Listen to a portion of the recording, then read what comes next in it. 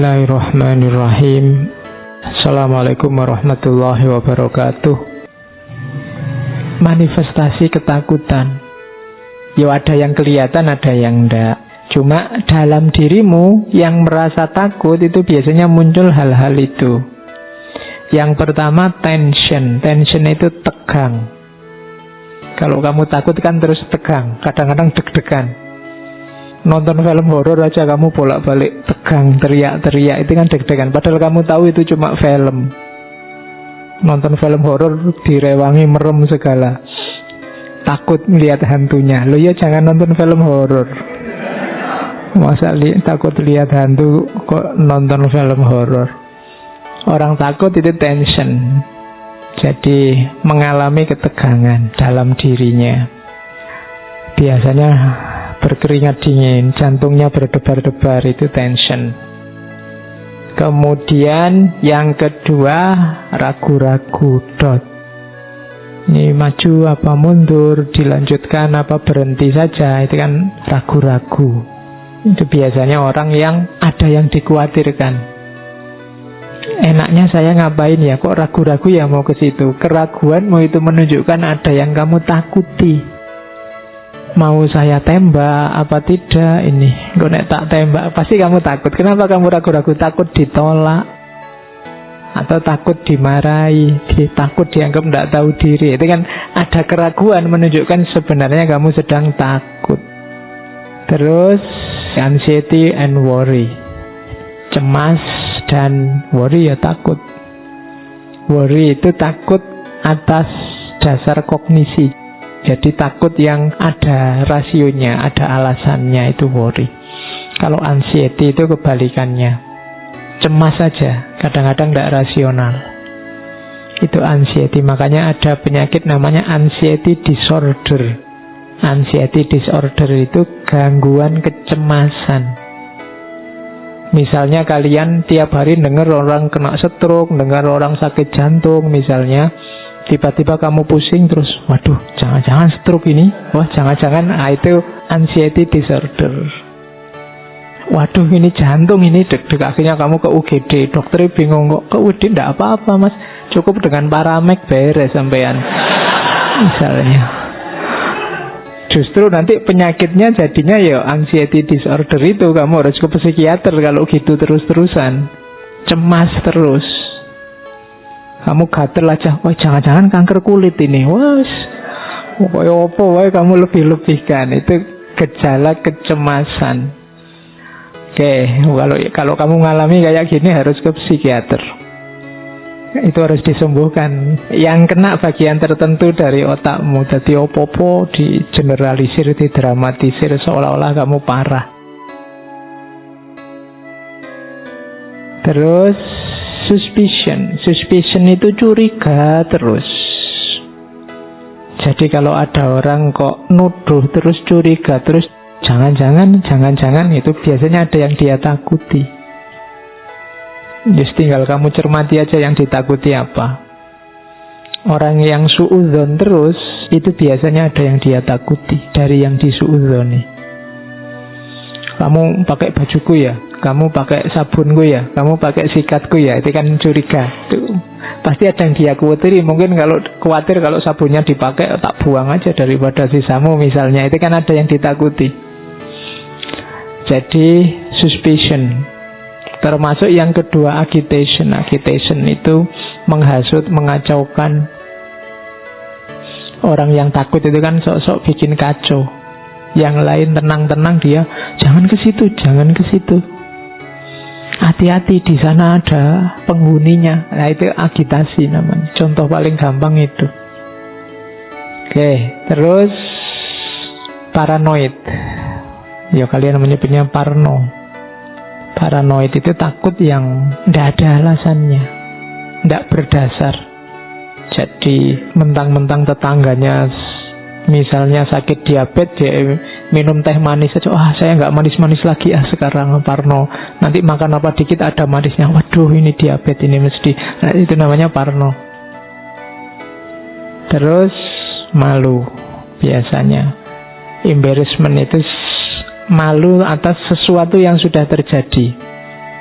Itu biasanya nanti melahirkan ketakutan. Saya ndak gitu-gitu lagi, saya ndak ke situ-situ lagi. Itu embarrassment. Misalnya kamu nyanyi kok terus temenmu tutup telinga semua, wah itu kan terus kamu malunya luar biasa. Habis itu kamu mesti takut kalau mau nyanyi. Jadi di antara manifestasinya itu embarrassment, malu. Orang yang sudah jatuh malu itu biasanya terus ketakutan. Jadi aku ndak nyanyi-nyanyi lagi lah, aku ndak presentasi-presentasi lagi lah. Aku presentasi kok teman-teman cekikian terus, berarti presentasiku menggelikan mesti kan gitu. Terus kamu, aku ndak presentasi lagi, diketawain tok misalnya. Itu embarrassment. Dan pengalaman ini akan membuat besok-besok kamu ketakutan. Kalau waktunya presentasi terus pamit, mohon maaf Pak, saya sakit, ndak bisa masuk kuliah pas waktunya presentasi. Nah, itu biasanya ada pengalaman di depan yang membuatmu takut. Jadi manifestasi ketakutan itu, ini antara lain, ya setiap orang beda-beda. Ada orang yang kalau takut itu ndak tension tapi malah cengenges-cengenges. Tapi ndak mau ngapa-ngapain. Ayo maju, ndak bisa ya Pak. Nah itu janjane ya rawani. Jadi sudah ditembak aja, sudah kayak gitu, gitu kan ya wes. Oke, itu jadinya tegang, cuma yo ekspresinya meringis. Jadi itu juga manifestasi ketakutan. Oke, ndak apa-apa ya, kayak tadi manusiawi asal pas porsi dan proporsinya, ndak berlebihan. Kalau ini objeknya, basic human fears, yang ditakuti orang itu secara umum ini. Yang pertama, takut gagal. Tidak ada orang yang bilang saya ingin gagal saja Pak, tidak ada. Semua orang ingin sukses. Yang kedua, takut ditolak.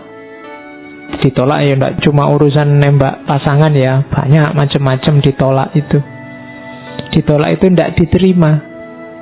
Yang kamu persembahkan tidak menyenangkan orang sehingga mereka tidak nerima, itu juga ditakuti orang. Fear of rejection. Yang ketiga, fear of the unknown. Takut pada yang tidak diketahui. Ini juga sering terjadi. Sesuatu yang misterius kan menakutkan bagimu. Yang tidak pernah naik motor, dia tidak tahu enaknya naik motor, tidak ngerti tekniknya naik motor itu menakutkan.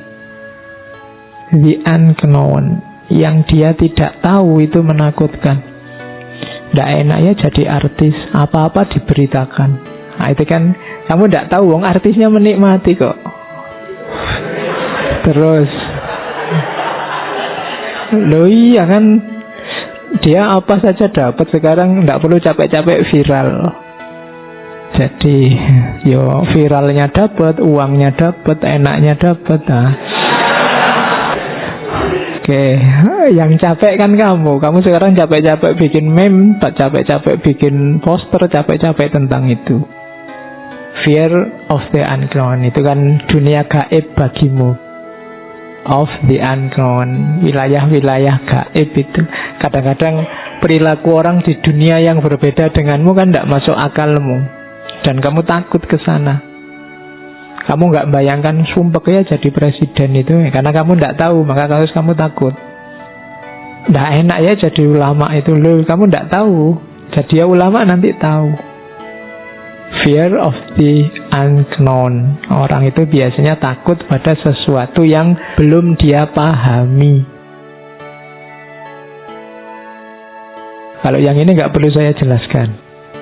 Takut mati. Jadi mati itu menakutkan. Sebenarnya mati itu sama kayak atasnya, fear of the unknown. Mati itu kan misterius, kamu nggak tahu besok setelah mati ada apa, kan gitu. Wong yo yang mati ndak ada yang kembali. Jadi orang takut mati itu wajar. Basic human fears. Ndak apa-apa, asal efek dari takut mati itu positif. Karena kamu sadar bahwa kamu akan mati, apa yang kamu lakukan, itu kan selanjutnya itu. Fear of isolation.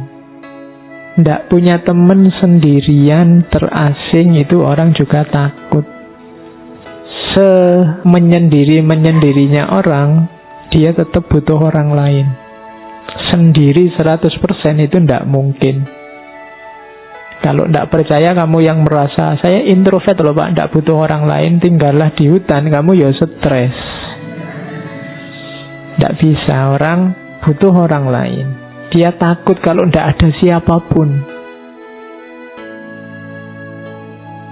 Kemudian yang terakhir, takut kehilangan dirinya, takut tidak eksis, takut tidak dianggap, takut tidak jadi dirinya sendiri.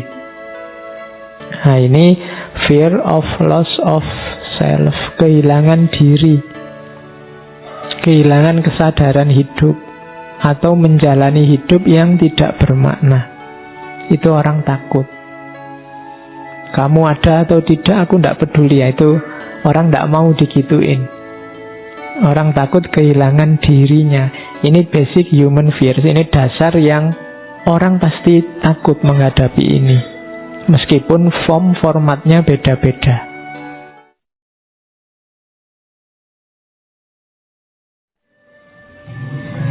Takut itu nanti ada teori. Sebenarnya ketakutan itu kuncinya ada pada pikiran.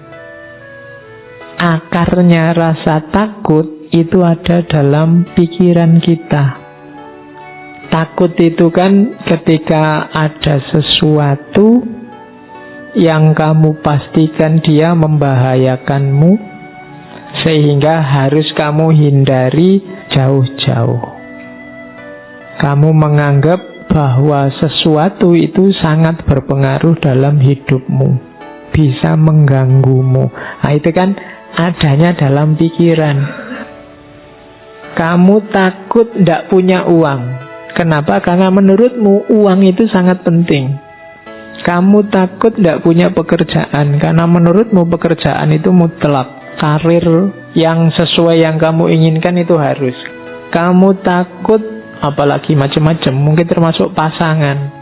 Itu kan adanya di pikiran. Jadi sumber ketakutan itu adanya di pikiran.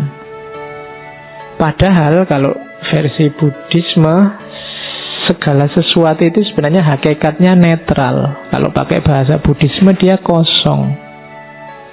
Penting tidaknya, maknanya baik atau buruk, itu pikiran kita yang mengolah. Ngaji ini penting atau tidak, itu tidak ada di ngaji ini sendiri, tapi dalam gagasan kita, pikiran kita tentang ngaji ini. Jadi kamu ganteng apa tidak, itu kan mungkin tidak terletak di wajahmu, tapi terletak di pikiranmu. Mungkin konsepnya orang tentang ganteng dan tidak itu seperti apa. Jadi kalau ada orang bilang, kok kamu nggak terlalu cakep, jelek gitu, konsepnya aja diganti. Iya kan? Mungkin selama ini yang disebut ganteng itu yang hidungnya mancung, kulitnya putih, wajahnya agak kebulean gimana, itu ya tinggi besar. Itu kan konsep yang ada di kepalamu. Kalau ingin bahwa ganteng itu kamu, gantian konsepnya. Itu kan konsepnya Bapak. Kalau menurut saya ganteng itu yang kecil, pesek, kemudian rambutnya keriting, iya kan adanya di pikiran. Cantik juga begitu, menyenangkan atau tidak juga begitu, bahkan penting atau tidak juga begitu. Kuncinya di pikiran, termasuk ketakutan. Hujan itu cuma air, dia jadi membahayakan atau tidak, itu ya konstruksi berpikirmu yang menanggapi hujan. Tsunami ya tsunami aja, dia peristiwa alam. Kamu tanggapi dia jadi azab, apa dia itu adalah ujian, apa dia itu, itu kan pikiranmu yang menanggapi, yang membaca, yang membunyikan. Jadi hidupmu itu maknanya ada di pikiranmu. Harapan-harapanmu dan ketakutan-ketakutanmu adanya di pikiranmu. Maka berpikirlah yang sehat. Kuncinya hidupmu itu ada di pikiran. Hidup bahagia itu, Pak, uang banyak, istri cantik, rumah besar. Itu kan versi yang ada di kepalamu sekarang. Ada loh justru orang yang merumuskan hidup bahagia itu tidak punya apa-apa, tidak terikat apa-apa, tidak tergantung apapun, hidup bebas. Loh, ada yang begitu. Dari mana itu muncul? Di pikirannya.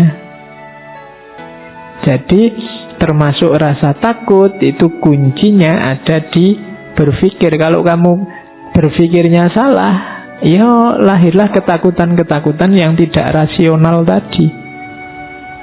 Jadi maka aturlah cara berpikirmu. Tanggapi segalanya secara sehat. Awas keliru. Tak kasih contoh ya. Ada kisah terkenal sekali kalau di barat, namanya kisah katak kecil, Little Frog. Ini biasanya diceritakan ke anak-anak TK. Kalian tak anggap TK dulu sementara. Jadi satu ketika ada rombongan katak kecil. Hari ini kan populer sekali cebong itu ya. Cuma tadi mau tak tulis kisah cebong itu nanti tersinggung kalian. Oke, yo ini kakaknya cebong lah, Percil. Nah, ya. Jadi ini kisah Percil, kisah katak kecil. Jadi satu ketika ada Percil, sekelompok Percil yang melakukan lomba naik gedung. Nah, terus karena ini unik, ada Percil yang naik gedung, terus penontonnya banyak, ingin ngerti nanti juaranya siapa. Nah, waktu hari H yang nonton banyak, supporternya banyak, teriak-teriak. Terus dimulailah lomba itu. Tapi penonton ini begitu lihat gedungnya, wah gedungnya setinggi itu, Percilnya kecil-kecil, apa ya bisa nyampe puncak. Maka penontonnya ya komentarnya macam-macam. Komentatornya banyak. Wah, ndak mungkin itu bisa, ndak kuat gak, wong Percilnya kecil-kecil gitu, apa ya bisa. Pokoknya teriakan-teriakan itu banyak. Ndak mungkin sampai puncak, ndak akan ada yang bisa mencapai puncak. Sekuat apapun kata-kata itu, ndak akan bisa mereka sampai ke puncak. Sulit lah, mustahil lah, ndak mungkin lah, teriak-teriak gitu. Percilnya yang naik ya bener. Akhirnya ada yang jatuh satu demi satu, ndak kuat. Satu demi satu, ndak kuat. Hanya ada satu Percil yang orang teriak apa saja nggak peduli, dia naik terus, pelan-pelan naik. Dan dialah yang juara akhirnya, Percil ini. Setelah si Percil ini juara, wartawan datang ngerubung.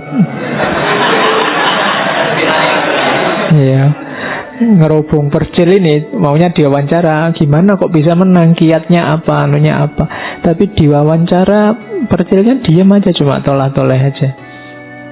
Akhirnya diketahui ternyata Percilnya ini tuli. Jadi dia tidak dengar. Jadi waktu orang teriak-teriak, tidak mungkin, tidak bisa, sekuat apapun tidak akan mampu, dan sebenarnya dia tidak dengar. Pokoknya dia jalan aja. Akhirnya nyampe puncak.